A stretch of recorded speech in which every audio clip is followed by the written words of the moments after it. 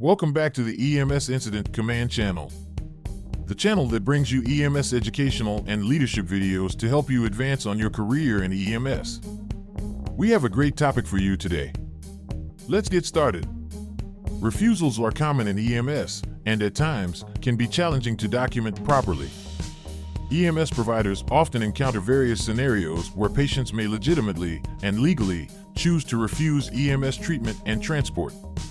It's important to note that in emergency situations, you must use your critical thinking skills, sound judgment, your EMS region protocols, and local laws to determine your patient's need for pre-hospital care.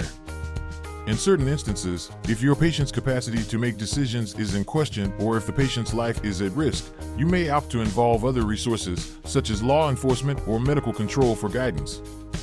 EMS providers make every attempt to protect a person's autonomy. However, a patient must be competent to refuse pre-hospital care.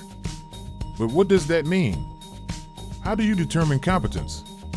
What are your responsibilities as an EMS provider? In today's video, we will go over how to determine and then to properly document the patient's competence to make informed decisions regarding pre-hospital care. Communication techniques you can use to gather information using the patient and others at the scene of an emergency, online medical control, and when preparing your pre-hospital patient care report. The essential elements of a defensible refusal of EMS care documentation.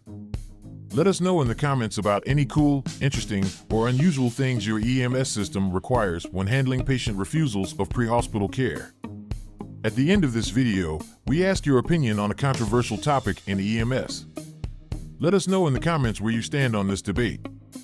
Determining competence and capacity to make decisions.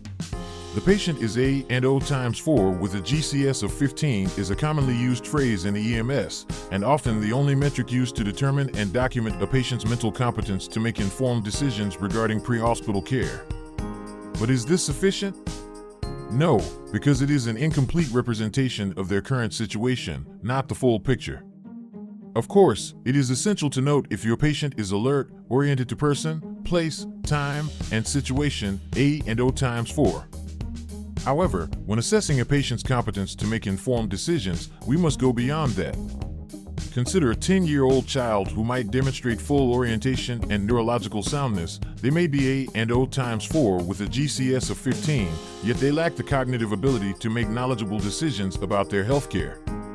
Again, not the full picture here either, right? Let's go further. Observe your patient's behavior and emotional state. Cognitive abilities. Ability to communicate coherently. Complete physical exam. Full set of vital signs. Pertinent past medical history. The description of what happened, as well as a description from witnesses at the scene. Be clear with your patient about their condition, the recommended treatment, the potential consequences of refusing pre-hospital care, and inform them of the options they have. Is their family, healthcare staff, or witnesses present? Ask questions to determine the patient's baseline mental status, the last time they were seen acting normal, and obtain their perspective on the patient's current condition. Ask yourself the following questions. Does my patient understand their current situation? Is my patient experiencing a medical emergency such as hypoglycemia, hypoxia, traumatic brain injury, stroke, shock, or any other condition that could cause an altered mental status and impair their judgment? Is my patient incapacitated by alcohol or drugs to the extent that they can no longer understand their current situation and the consequences of refusing EMS care? Do they have the cognitive abilities to understand the benefits of pre-hospital care versus the risks and consequences of refusing EMS treatment and transport? Consider dementia and individuals with intellectual disabilities. Is there a capable adult present who can make the patient care decision for your patient? If the patient refuses EMS care, can they safely walk away? How will they get home or medical care if they change their mind? Is this patient a threat to themselves or others? Is this patient an unaccompanied minor? If after your assessment you are unsure about the patient's capacity to make decisions, consult with online medical control. Document this communication and the advice received on your pre-hospital patient care report, along with all your findings. Effective communication techniques. Communicating with your patient. In order to properly assess your patient, one must be able to communicate effectively.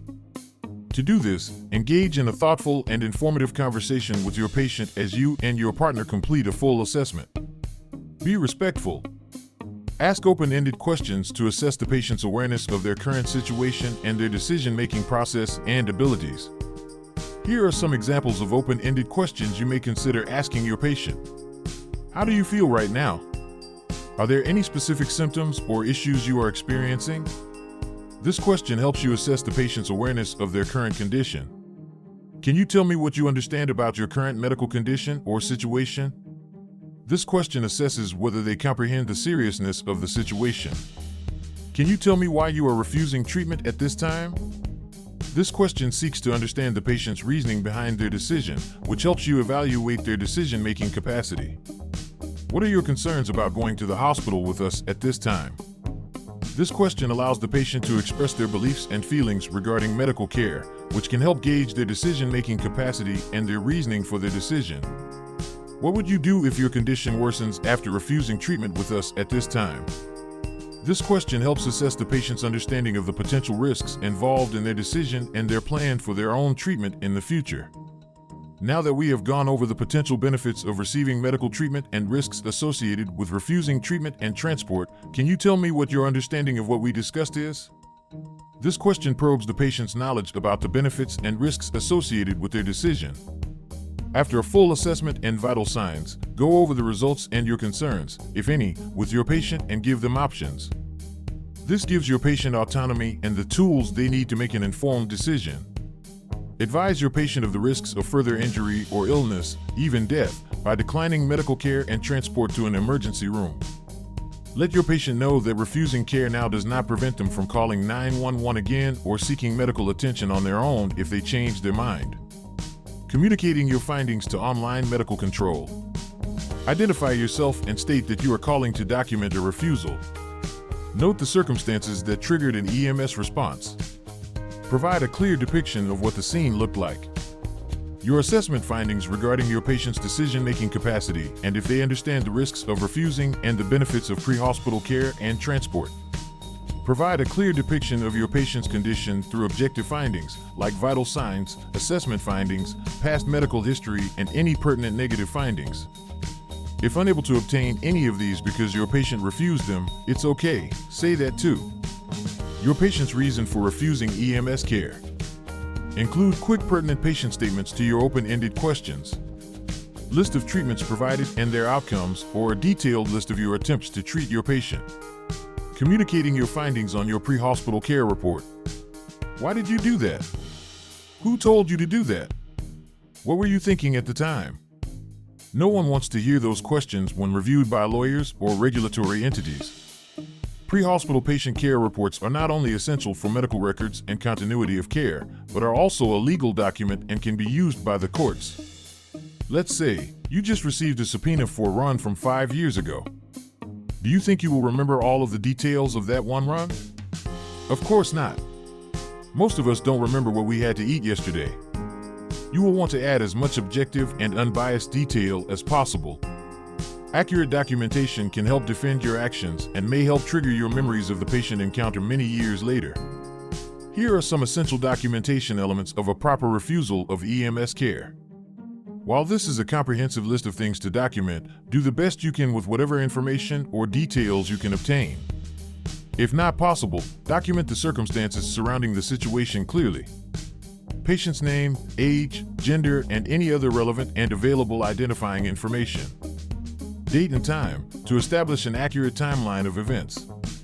Document the reason EMS was called and the patient's chief complaint or lack thereof. Include a brief description of the patient's condition, vital signs, any significant assessment findings, and pertinent negative findings. When documenting a patient encounter, include statements made by the patient, bystanders, relatives, and other healthcare or law enforcement present. Include any relevant details, observations, or circumstances surrounding the refusal of treatment. Document the patient's capacity to make decisions by painting a clear picture supporting that the patient is decisional. Document if, based on your assessment findings, the patient understood the information provided and the implications of refusing EMS care and transport. If it is your assessment that the patient lacks the competence or understanding, this should be noted too. Clearly state the patient's reason for refusing treatment, write it verbatim and in quotations. Detail the treatment options offered to the patient. Document that you discussed with your patient the potential risks of refusing treatment and the importance of seeking medical attention if the condition worsens. If the patient is refusing EMS treatment and transport, document any alternative plans made by the patient for follow-up care, such seeking medical attention on their own, now or at a later time, scheduling a visit with their primary care physician, contacting a family member, or calling 911 later. Patient's signature indicating their refusal of treatment. If the patient refuses to sign, you should note this on your written and online medical control reports. If possible, add witness name, relationship to the patient, and signature indicating they witnessed your patient refuse pre-hospital care and transport. If police are at the scene, document their star, shield, or badge number in your report. Should any future questions arise, this information will make them easy to find. For any deviation in your EMS region protocols or department policies, simply document in detail the facts and your reasoning for the deviation of protocols. If the refusal is not allowed by your EMS region policy, based on your full assessment findings, or by online medical control, document the details that lead the EMS team to that conclusion as well as any orders received by online medical control. Some refusals can be quick and easy, while others can be daunting and complicated. Don't be afraid to utilize your resources in the field, refer to your EMS protocols and department guidelines, reach out to online medical control for guidance, and don't forget to reach out to a mentor that can guide you. Not all refusals are equal. Be curious, ask questions, put on your detective hat, and put to good use your critical thinking skills. Use your best judgment and always err on the patient's best interest. Remember, refusals are documented for lawyers, not for continuity of care. Details are important. I'll leave you with a question. If the protocols allowed it, and you had a list of questions to ask your patients on all refusals, do you think it would be helpful or not helpful to record video refusals in the field? Let us know where you stand on this debate. Give us your answer in the comments and tell us why. Don't forget to like and subscribe. Until next time, stay safe.